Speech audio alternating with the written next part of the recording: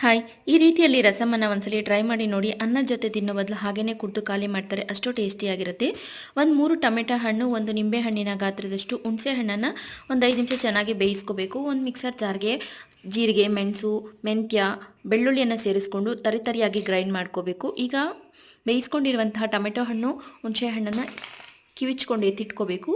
ಈಗ ಒಗ್ಗರಣೆಗೆ ಒಂದು ಸ್ವಲ್ಪ ಎಣ್ಣೆ, ಸಾಸಿವೆ, ಕರಿಬೇವಿನ ಸೊಪ್ಪು, ನಾವು ಕ್ರಷ್ ಮಾಡ್ಕೊಂಡಿರುವಂತಹ ಒಂದು ಸ್ವಲ್ಪ ಬೆಳ್ಳುಳ್ಳಿ, ಒಣಗಿರುವಂತಹ ಮೆಣಸಿನಕಾಯನ್ನು ಕೂಡ ಸೇರಿಸ್ಕೊಂಡು ನಾವೀಗ ಈಚಿಕೊಂಡಿರುವಂತಹ ಈ ಒಂದು ರಸವನ್ನು ಕೂಡ ಸೇರಿಸ್ಕೊಂಡು ಈಗ ಇದಕ್ಕೆ ಒಂದು ಸ್ವಲ್ಪ ಅರಿಶಿನ ಪುಡಿ, ಉಪ್ಪು, ನಾವು ಕ್ರಷ್ ಮಾಡ್ಕೊಂಡಿರುವಂತಹ ಜೀರಿಗೆ, ಮೆಣಸು, ಬೆಳ್ಳುಳ್ಳಿ ಒಂದು ಪೌಡ್ರನ್ನ ಯಂತ್ರದಲ್ಲಿ ಸೇರಿಸ್ಕೊಂಡು ಒಂದು ಸ್ವಲ್ಪ ಕೊತ್ತಂಬರಿ ಸೊಪ್ಪನ್ನು ಹಾಕ್ಕೊಂಡು ಒಂದು ಸ್ವಲ್ಪ ಕುದಿ ಬರೋ ತನಕ ಕಾಯಿಸ್ಕೊಂಡು ಅನ್ನದ ಜೊತೆ ಸರ್ವ್ ಮಾಡಿಕೊಂಡ್ರೆ ತುಂಬಾ ಟೇಸ್ಟಿಯಾಗುತ್ತೆ. ಒಂದ್ಸಲಿ ಟ್ರೈ ಮಾಡಿ ನೋಡಿ.